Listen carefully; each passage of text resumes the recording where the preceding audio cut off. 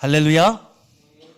오늘도 주의 전에서 함께 예배하는 믿음의 지체들, 그리고 온라인으로 예배하는 식구들에게 하나님의 크신 은총 함께 하시기를 축복합니다.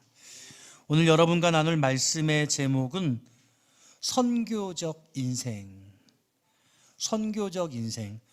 오늘 여러분들이 선교적 인생 되기를 기대하는 마음으로 이런 제목으로 말씀을 준비했습니다. 한 도움이 필요한 사람이 있다고 생각해 보죠. 이 사람은 기본적으로 도움을 받아야 살 수 있습니다. 혼자의 힘으로는 살아갈 수 없죠. 반드시 도와주어야 살 수 있습니다. 왜 혼자서 살아갈 수 없는 것이냐? 그렇게 반문할 수 없습니다. 그에게 도움은 절실한 것이며 필수 불가결한 것입니다. 그가 살려면 누군가 반드시 그를 도와주어야만 합니다. 어떤 분들은 세상은 외로운 것이며 혼자 사는 것이라고 생각하십니다. 그런 분들이 꽤 많은 것 같습니다. 물론 그분들이 그렇게 생각하는 데 이유가 있다고 봅니다. 물론 상처가 많아서 그런 것 같습니다. 또 우선 외로워서 그렇고, 또 외롭지 않았던 적이 없어서 그럴 수 있습니다. 혼자라고 하는 고립감, 그것은 생의 비극입니다. 여기서 느끼는 이 고립감이라는 것이 여러분들 이해하기가 어떨지 모르겠는데, 외로움의 절대적 극한적 상황, 이렇게 설명하고 싶습니다. 현대인들이 자살을 많이 하는, 자살이 늘어나는 이유도 여기에 있을 수 있겠습니다. 사람들은 길 끝에 서 있습니다. 더 이상 삶의 문제를 해결할 수 없다고 여기는 마음의 막다른 골목에서 죽음을 택하는 것입니다. 그들의 삶은 지극히 고통스럽죠. 여러분들이 경험해보지 않은 것일 수도 있고 또 경험하지 않기를 바랍니다. 그러나 여러분, 또 다른 경우 외로움이 극대화돼서 극단적이 될 때 죽음을 생각하게 됩니다. 때로 소중한 이들이 있음에도 외로움이 잦아들 수 있죠. 근데 그런 외로움 말고요, 또 우리는 하나님 앞에 단독자로 서야 합니다. 홀로됨은 신앙의 본질적 요소라고 할 수 있겠습니다. 그러나 제가 말씀드리는 고독은 지금 여러분들이 느끼는 그런 외로움이 아니라 극한적 외로움을 말하는 겁니다. 어쩌면 저와 여러분들의 외로움은 낭만적 사치일 수 있겠습니다. 여러분, 극단적 외로움의 그런 상태에 처한 분들이라면 반드시 우리가 그를 도와야 합니다. 여러분이 그를 영원한 죽음으로부터 구해내야 하는 것입니다. 제가 지금 도움에 대한 이야기를 하고 있는데요, 혼자라는 생각, 그 생각 많이 하지 않습니까? 그 혼자라는 생각은 그 생각 자체가 틀리기도 하였고, 또 그 생각이 가져오는 결과가 참혹하기도 합니다. 이 잘못된 신념이 세 가지 문제가 있는데, 첫째로는 스스로를 더 큰 외로움의 깊고 깊은 동굴로 들어가게 합니다. 부디 이러한 동굴을 파고 들어가지 마시기를 바랍니다. 외롭다고 소리를 지르세요. 둘째로요, 자칫 자신만을 위한 이기적 삶을 살게 할 수도 있습니다. 어쩌면 누군가 따돌리는 것이 아니라 스스로 따돌리는 것일 수 있습니다. 스스로 따돌려져 모든 사람들을 여러분 자신이 버린 것일 수도 있겠습니다. 만일이 생각의 끝에 여러분들 자기 자신만 남게 된다면 이런 사람은 소시오패스가 될 수도 있습니다. 자신만을 위한 이기적 선택을 할 가능성이 높습니다. 왜냐하면 나밖에 생각하지 않기 때문에, 나 혼자 남았기 때문에 자기만 생각하는 것입니다. 주변인을 위험에 처하게 만들 가능성이 큽니다. 마지막으로, 혼자라고 하는 생각은 자기만 외로운 게 아니라 옆에 있는 사람들도 외롭게 만들어 버립니다. 그래서 누군가의 옆에서 늘 외로움을 느끼는 사람들이 있죠. 누군가의 그 외로움이 전염됐기 때문입니다. 외로움의 전염성이 얼마나 큰지 모릅니다. 여러분, 자살한 사람의 가족이 평생 지어져야 될 그 고통의 깊이를 여러분 경험해 보시지 않기를 바랍니다. 상상조차 하고 싶지 않습니다. 절대적으로 도움이 필요한 사람들이 있다는 지금 말씀을 드리는 겁니다. 정말 누군가의 도움이 없이는 빠져나올 수 없는 문제에 처한 사람들입니다. 여러분들이 그들에게 도움을 줄 수 있는 그 누군가가 되어 주시기를 바랍니다. 그렇게 부탁드립니다. 왜냐하면 때로 여러분들도 그 누군가의 도움을 절실히 필요로 하고 있기 때문이죠. 알량한 자선 말고, 애처롭다 생각하는 동정 말고, 주님의 심장으로 뜨겁게 사랑하는 그런 도움을 주어보자는 겁니다. 무엇보다 주님이 저와 여러분들의 도움이신 줄로 믿습니다. 환난 날에 피할 도움, 산성이시고 피할 바위이신 우리 주님이 도움이신 것입니다. 우리 주님은 십자가에서 저와 여러분들에게 다 내어주셨습니다. 전부를 주셨습니다. 아무런 대가 없이 그렇게 하셨습니다. 그리고 그러자 우리에게 말씀하십니다. 이제는 저와 여러분들이 주님의 이름으로 그들에게 나아가야 될 책임과 사명이 있다고 하십니다. 도움에 관한 이야기 여러분께도 몇 번은 했던 것 같은데요. 제가 중학교 2학년, 3학년 때 아주 멀리 통학을 했어요. 강동구, 서울 강동구 암사동에서 관악구 봉천동까지 대중교통으로 통학을 했습니다. 아침에 아주 일찌감치 집 앞 정류장에서 300번 버스를 타면 한 1시간 정도 걸려서 현충원 앞에서, 동작동 현충원 앞에서 내립니다. 그럼 거기서 다시 정확히 기억이 안 나는데 550번인가를 탔던 기억이 납니다. 그게 한 30분 정도 타야 되고요. 그러면 그게 학교 앞에 내릴 수 있습니다. 그리고 학교까지 한 10분 정도 걸어갔던 것 같아요. 그러니까 매일같이 3시간 이상을 오갔습니다. 항상 올 때는 졸았던 기억, 막 잠 졸면서 침도 흘리고 그랬던 기억, 막 창가에 부딪혔던 그런 기억이 납니다. 그 시절과 지금의 차이가 있어요. 여러분 지금도 버스 타시죠? 지금 버스 타면서 결제하잖아요. 카드 같은 거 대고. 근데 그때는 내리면서 버스 요금을 냈습니다. 그리고 그때는 차장 언니가 있었어요. 차장 언니. 기억나시죠? 요즘에 우리 청년들은 그런 거 모를 거예요. 학교에서 회수권을 팔았거든요. 10장짜리 회수권. 그러면요, 어떻게 했냐면 그걸 잘라요. 10장을 11장으로 만들어요. 이렇게 잘라가지고. 또 12장으로 만들고, 심지어는 13장으로 만들고, 그럼 이렇게 나중에는 앞뒤가 좀 이렇게 거꾸로 되잖아요. 딱 회수권을 내면 차장 언니가 딱 보고 째려봅니다. 너 이거 11장으로 만들었지, 12장으로 만들었지, 뭐 이런 눈빛으로 째려보죠. 그러니까 사람 없을 때 내지 않고 사람 많을 때 후다닥 주고 내리는 거죠. 뭐 그랬던 기억이 납니다. 저도 해봤던 것 같아요. 성공하면 짜릿함을 느끼고. 그런데 여러분, 이게 문제가 있습니다. 이게 뭐냐면, 버스를 탈 때 계산을 하면 지갑이 없다는 걸 버스 타기 전에 확인할 수 있잖아요. 근데 늘 다니니까 당연히 지갑을 챙겨올 거라고 하지만, 저도 그 사이에 한 2-3번 정도 지갑을 안 가져왔다는 사실을 버스에 비로소 타고서야 깨달았을 때가 있었어요. 그런 경험 아마 저랑 비슷한 또래들도 있으실 것 같아요. 그러면 어떻게 생각하냐면, 그때부터, 그걸 깨달은 순간부터 마음이 막 쿵딱거려요. 기억하기를 한 번은 버스 안에서 누군가에게 빌렸던 것 같고, 또 한 번은 빌릴 사람이 없어서 차장 언니한테 깜빡하고 지갑을 안 가져왔다고 떨리는 마음으로 얘기를 했던 것 같아요. 차장 언니들 엄청 무섭거든요. 근데 버스를 2번 타야 되니까, 버스를 어떻게 첫 번째 300번은 그렇게 해서 내렸는데, 그러면 이제 돈이 없잖아요. 그러면 이제 550번을 타야 되는 거예요. 어떻게 해야 됩니까? 방법이 없잖아요. 또 그냥 버스를 탈 수가 없는 거야. 두려워서. 주번을 두리번 거려서 저 사람한테 좀 빌려달라고 말을 해보면 어떨까. 막 망설이다가 주저하다가 누군가에게 좀 돈을 빌려달라고 했던 기억이 나요. 그랬더니 그분 사실 지금은 얼굴이 잘 생각이 안 나는데 어떤 남자친구가 저한테 차비를 줬던 기억이 납니다. 그런데 반대의 상황이 벌어진 적이 있었어요. 제가 버스를 타려고 기다리고 있는데 어떤 친구가 막 다급하게 뭔가 불안해하면서 딱 보니까 차비가 없는 것 같아요. 제가 어떻게 했겠습니까? 가서 버스비를 걸어가세요. 김경욱 집사님 걸어가십니까? 그럴 땐? 네. 가까우면 걸어가죠.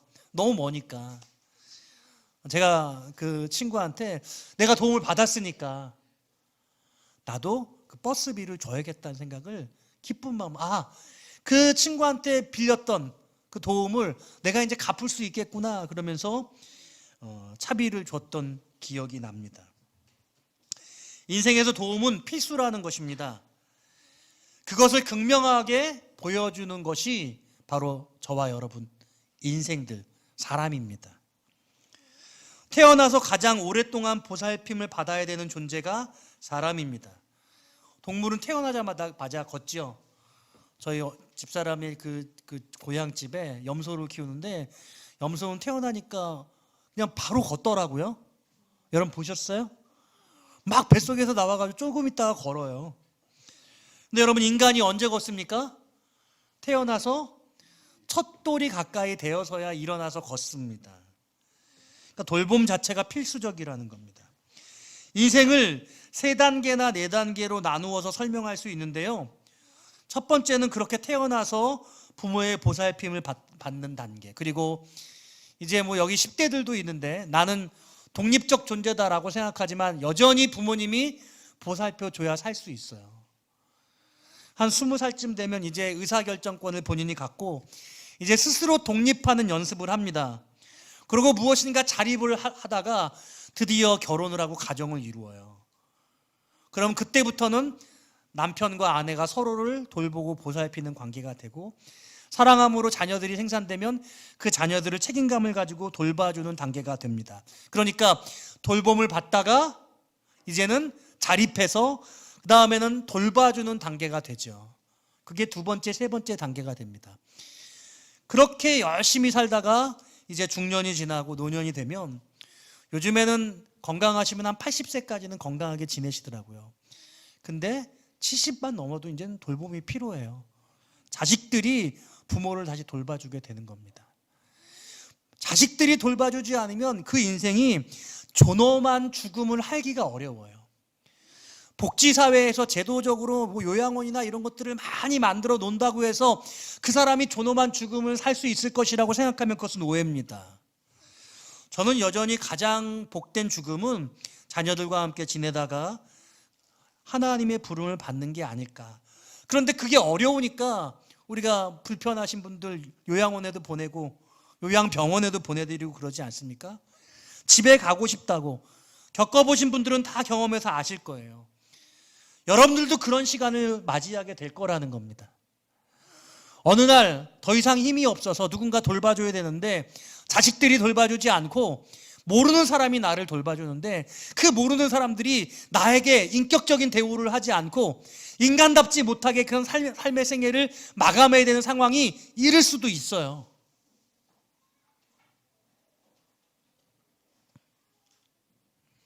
그러니까 돌봄 속에 태어나서 자립한 다음엔 누군가는 돌봐주다가 다시 돌봄을 받아야 떠나게 되는 게 인생의 길이라는 거죠. 사람 우리 자신을 볼 때는 돌봄이 필수적인 것, 그러니까 돌봄을 받고 돌보아주는 관계가 필연적이라는 것이죠. 그런데 가장 큰 이 시대의 슬픔이 여러분 뭔지 아십니까? 서로 그렇게 돌봐주지 않으려고 하는 겁니다. 서로 책임지려고 하지 않습니다. 나 살기도 힘드니 각자 도생하자는 겁니다. 서로 얽히고 설키지 말자는 거예요. 혼자 살겠다는 거예요. 결혼도 하지 않겠대요. 서로 부담스럽다는 거예요. 경제적으로 어려우니까 나는 그저 그냥 적당히 나 사는 것으로 만족하겠다는 거예요. 여러분 그게 행복할 것 같은가요? 서로 도움 주고 도움 받고 이렇게 살지 말고 그냥 혼자 그렇게 살아가는 삶. 오늘 젊은이들이 그런 삶을 추구하잖아요. 정말 슬픕니다. 그런 인생의 끝은 어려울 수밖에 없는 겁니다. 우리는 돌봄 받았다는 것을 인정하고 돌봐주어야 된다는 사실들을 우리가 책임감을 가지고 인식하는 것이 필요한 것입니다. 이 말은 모든 인생들이 반드시 혼자 살아갈 수 없다는 것을 의미하고 필수 불가결한 도움의 요소를 우리가 어떻게 감당할 것인가에 대한 고민을 상정합니다. 그러니까 이것을 인정한다면 우리가 어떻게 서로에게 행복하도록 도움을 주고 받을 것인가에 대한 진지한 고민이 필요하다는 것이죠. 저는 오늘 첫 번째로 우리 모두는 도움을 필요로 하는 존재라는 말씀을 드리고 있는 것이에요. 오늘 제가 두 번째로 하나님의 말씀에 입각해서 여러분께 드리고 싶은 말씀이 이 도움이 필요한 두 번째 부류가 있는데 그것은 하나님을 알지 못하는 자들입니다. 오늘 본문의 말씀 제가 다시 읽어드릴게요. 그런즉 그들이 믿지 아니하는 일을 어찌 부르리요 듣지도 못한 일을 어찌 믿으리요 전파하는 자가 없이 어찌 들으리요 보내심을 받지 아니하였으면 어찌 전파하리요 이렇게 말씀하고 있습니다. 도움이 필요한 수많은 이들이 있고 도움에 관한 수많은 필요들이 존재합니다. 그런데 제가 이 시간 말씀을 통해 여러분께 전하는 것은 복음을 접하지 못한 이들, 하나님을 알지 못하고 예수 그리스도가 어떤 분인지 모르는 분들이 계시다는 사실입니다. 여러분들이 그들을 돕지 않으면 그들은 그냥 하나님에 대해서 한 번도 듣지 못한 채, 예수님이 누구인지 깨닫지 못한 채 죽어갈 수밖에 없다라고 하는 것이죠. 저와 여러분들은 그들을 도와야 합니다.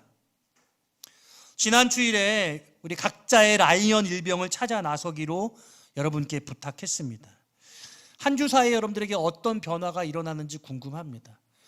그것에 대한 필요를 정말 내 생명처럼 그렇게 여기기를 저는 바라는데 그냥 뭔가 의무감이 아니라 여러분 안에 있는 여러분들을 구속하신 예수 그리스도가 여러분들에게 힘을 주어서 성령이 여러분들을 움직여서 정말 내가 누군가를 구해야겠다는 간절한 필요를 저는 여러분들이 느꼈기를 바라요. 여러분, 가까이에서 우리가 누군가에게 도움을 주자는 말씀을 드리는 것인데 사실 이 하나님, 이 예수 그리스도를 모르는 수많은 사람들이 지구 반대편에도 존재하지 않습니까? 수많은 열방과 민족들, 하나님을 알지 못하는 자들에게 우리가 나아가야 하는 것이죠. 믿지 아니하느니 듣지도 못하니가 세계에 정말 많이 있습니다. 바로 그들이 우리가 직접적으로 대하지 않지만 도움을 필요로 하는 분들입니다.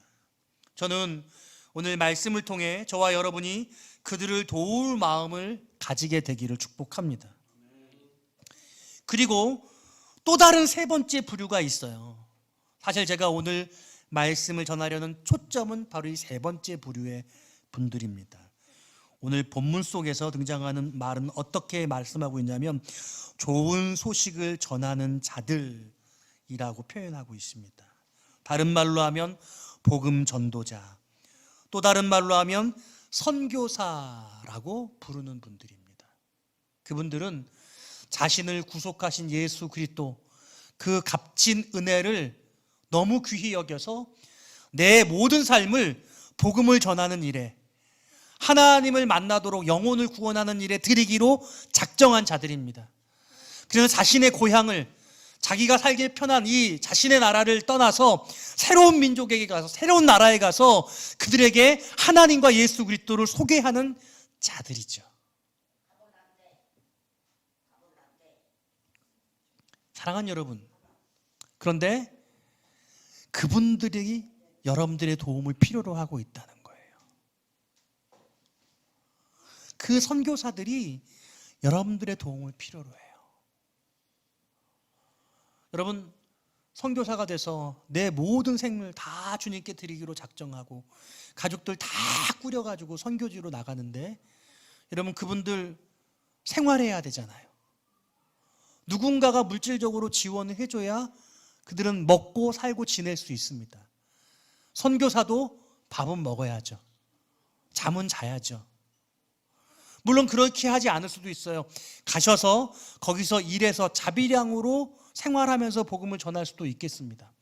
그런데 누군가의 인생이 복음 증거를 위해서 전적으로 헌신되었다고 한다면 그가 정말 복음 전도에 집중할 수 있도록 그의 삶을 우리가 책임져 줄 수 있는 것이 복된 일 아닌가요? 구약에서 제사장들을 이스라엘 백성들의 생계를 책임져 주는 게 성경의 원리입니다. 물론 사도 바울처럼 누구에게든지 본이 되기 위해서 자기 스스로 텐트 만드는 직업을 가질 수도 있겠으나 특별한 예외적인 것이고요. 내 생명을 주님께 드리고 복음 증거자가 됐다면 누군가는 그를 도와서 그의 삶을 책임져 줄 필요가 반드시 있는 거예요. 여러분들이 드리는 여러분들의 11조가 담임 목사의 생활비고 그리고 사례비고 저의 필요를 채우는 물질이 되어지는 거예요. 저는 여러분들이 헌신한 믿음의 고백을 가지고 생활하는 자입니다. 그런데 우리 교회가 형편이 넉넉지 않으면 저는 밖에 나가서 또 무엇인가 경제적 수단을 가져야 되겠죠. 물론 그럴 수 있습니다. 여러분들에게 본을 보이기 위해서. 그러나 여러분들의 삶이 누군가를 책임지게 되어진다는, 복음 증거하는 삶을 살아가는 그 누군가를 돕고 있다는 사실들을 우리가 잊지 말아야 한다는 것입니다. 이분들이 어떤 물질적인 도움도 받지 못한다면, 어떤 기도의 지원도 받지 못한다면, 누군가 아무도 이분들을 호응해 주지 않는다고 한다면 이분들은 자기의 생명을 드리기로 작정했지만 그 민족에로 들어가서 그 아무도 알지 못하는 그 나라에 가서 혈혈단신으로 오직 자신만 외롭게 복음을 증거해야 되는 어려운, 무모한 것 같은 그런 싸움을 할 수밖에 없는 것이죠. 저는 오늘 그래서 이 3개월 동안 제가 우리 안식월의 기간을 가지면서 만났던 선교사님들, 그분들이 어떤 삶을 살고 있는가를 들여다보면서 내가 좀 더 도울 수 있기를 원한다, 이런 간절한 마음을 가지고 그분들의 삶을 면면히 살펴보니 산위의 교회 교우 여러분들의 삶이 너무나 편안한 안일한 삶이 살고 있는 것이 아닌가라고 생각하게 됐어요. 이 선교 현장에서 이분의 삶의 모습을 우리 교우들이 같이 와서 함께 이야기를 하고 함께 볼 수 있다면 얼마나 좋았을까. 꼭 계획을 세워서 우리 산유회의 전교인들이 선교 수련회를 한번 해야 되겠다, 제가 그런 생각을 했어요.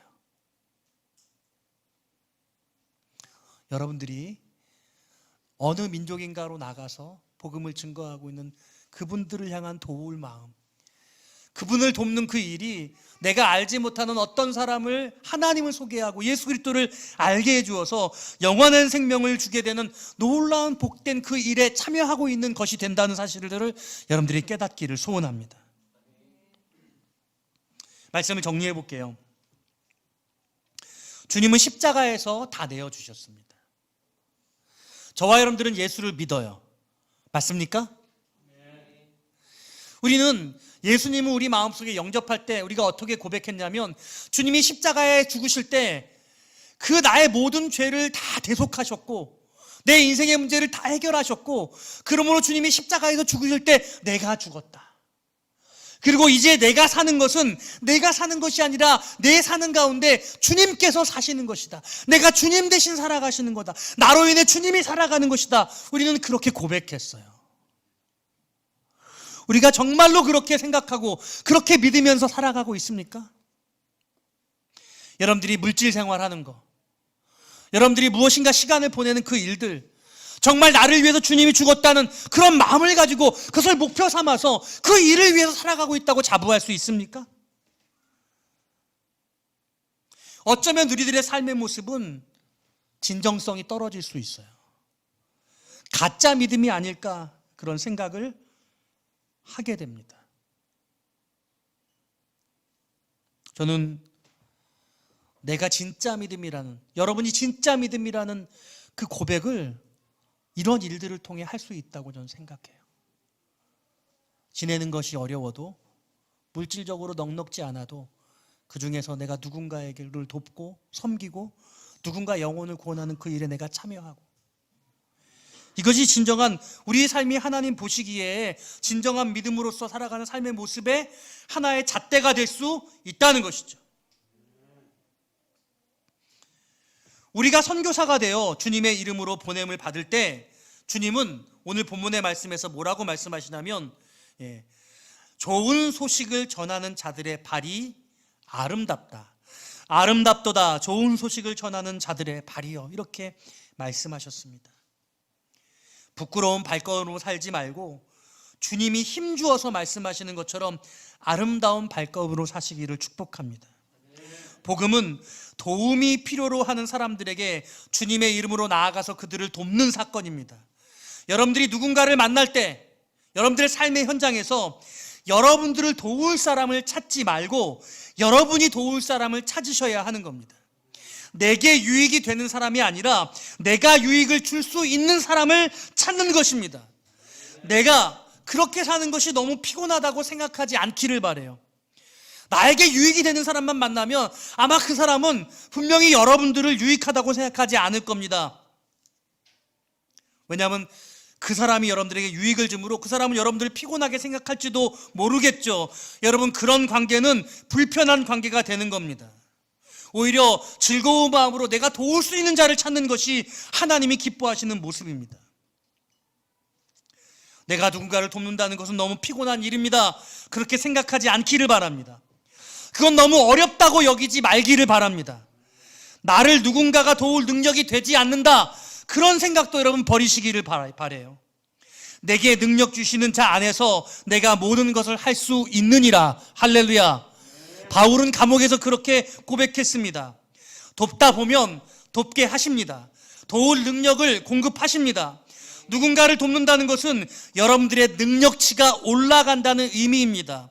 힘을 다해 도와보니 그 힘이 더 커지고 그 능력이 더 원대해지는 것, 그게 하나님의 방법입니다. 나의 영광과 성공을 위해서 했을 때 하나님은 움직이지 않지만 누군가를 돕고자 하고 누군가를 구원하고자 할 때 하나님은 여러분들을 도우시는 것이죠.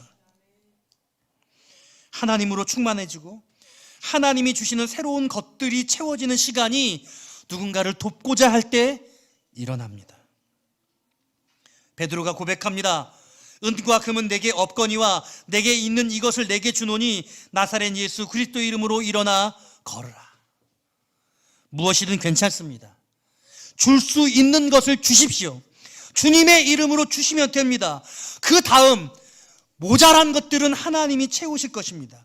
필요한 것을 공급하고 풍족하게 해 주실 것이에요. 저는 오늘 여러분들에게 어떻게 선교적 인생을 살 것인가에 대한 실질적 제안을 하고 싶습니다. 우리가 믿음의 고백으로 물질의 11조도 드리지 않습니까? 여러분들 시간의 11조를 주님께 드려보면 어떻습니까? 인생의 11조를 주님께 드릴 수 있습니다. 내가 70, 80을 산다면 내가 그 중에 10분의 1은 하나님을 온전하게 하나님만을 위해서 살아보고 싶다. 젊어서 1년, 2년 여러분 선교여행 가는 것, 여러분 가서 정말 어떤 선교지든 가서 그 선교의 현장에서 필요한 그 일들을 하면서 여러분들의 삶을 주님께 드리는 겁니다. 여러분들 너무 시간이 늦었다고 생각하지 않기를 바라요. 여러분들이 열심히 사신 후에 은퇴하셔서 은퇴 이후의 삶을 편안하게 살 마음을 가지는 것이 아니라 그 은퇴 이후의 삶을 선교적 인생으로 살아보는 것도 얼마든지 할 수 있는 일입니다. 여러분들 가운데 그런 여러분 인생의 계획을 여러분들이 세우실 수 있기를 바라요. 저는 산유회교에서 은퇴한 이후에 어떤 사역을 해야 될까, 하나님 어떤 일을 하게 하실까 저는 기대하며 준비하고 있습니다. 아직 구체적으로 구상하지 않았는데 하나님이 그 마음도 이루어 가실 것이라고 저는 생각합니다. 저는 죽는 그 순간까지 주님 앞에 쓰임받고 싶어요. 누군가에게 돌봄을 받는 것이 아니라 마지막 그 순간까지 돌봐주다 가고 싶습니다. 사랑하는 여러분, 실질적으로 선교적 인생을 살아가는 가장 좋은 방법은 여러분들 지금 여러분들의 인생 가운데서 어떤 선교사님의 진심 어린 뜨거운 후원자가 되는 겁니다. 여러분들이 후원하는 선교사님 있으세요? 그분이 누구십니까? 그분이 어떤 사역을 하고 있습니까? 그분을 위해서 어떻게 기도하고 계십니까? 우리 산유회교회 한 달에 선교원금이 한 35만 원 내외가 모여집니다.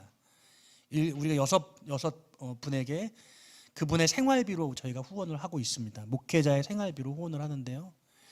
우리 교인들 10,000원, 20,000원, 30,000원 이렇게 헌금을 하시거든요. 제가 좀 이 선교 방법론을 좀 바꾸려고 합니다. 한 구자 10만 원입니다. 너무 부담되면 반구자 5만 원. 이번 기회에 우리 산유회교회가 좀 더 선교에 대한 역량을 넓히기를 바라는데요. 여러분들이 작정하시면, 여러분들이 원하시는 분이 계시면 연결하겠습니다.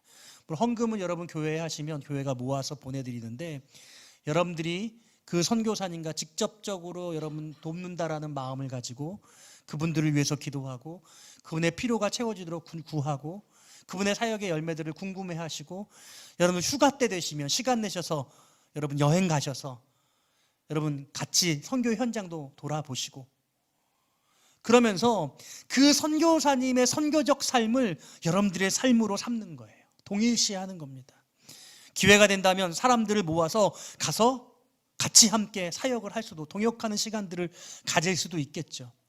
이전까지는 선교해야 한다는 어떤 마음속에 그런 의무감은 있었지만 구체적 선교 현장이 우리에게 없다 보니 그게 무엇인지 우리가 잘 몰랐어요. 근데 이제는 여러분들의 삶에 구체적 선교 현장이 있기를 바라요.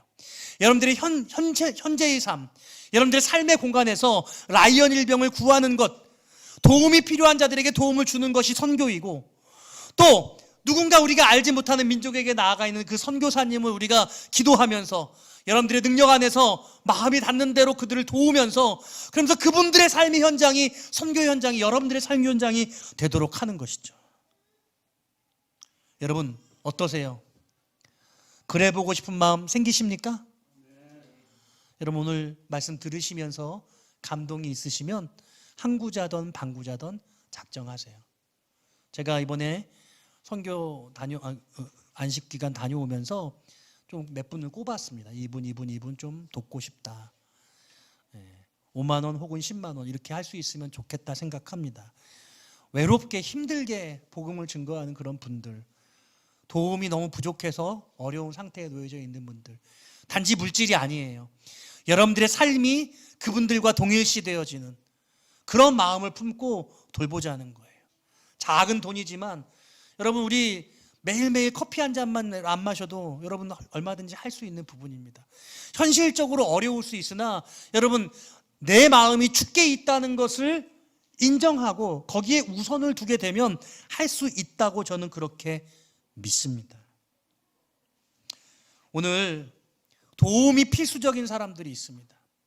주변에 돌아보면 반드시 도움을 받아야 되는데도 불구하고 아무도 도움을 주지 못하는 그런 자들, 여러분 그런 사람들이 여러분들의 눈에 띄기를 바라고요. 우리가 알지 못하는 그 민족을 위해서 헌신한 그 선교사님과 그 민족들, 그들이 도움을 받아야 될 자들이고, 한국교회의 상황이 선교사님들이 더 이상 후원이 줄어들어서 선교를 하지 못하고 돌아와야 되는 그런 상황들이 놓여져 있는데, 여러분들이 조금 더 헌신해서 그분들의 선교가 이어져 나갈 수 있도록 우리가 애쓰고 수고할 수 있으면 좋겠습니다. 희어져 추수하겠다는 주님의 말씀이 여전히 우리에게 유효해서 많은 영혼들을 구하는 그런 역사가 산유회교회 여러분들을 통해서, 여러분들의 가정을 통해서 일어나게 되어지기를 소원합니다. 바로 그것이 선교적 인생입니다. 그냥 개인 한 크리스찬이 아니라 내 삶은 다 주님의 것이라는 이 고백이 여러분들에게 꼭 실질적으로 일어나게 되어지시기를, 진정한 믿음으로 몸부림치시는 믿음의 승리자 되시기를 주님의 이름으로 축원합니다.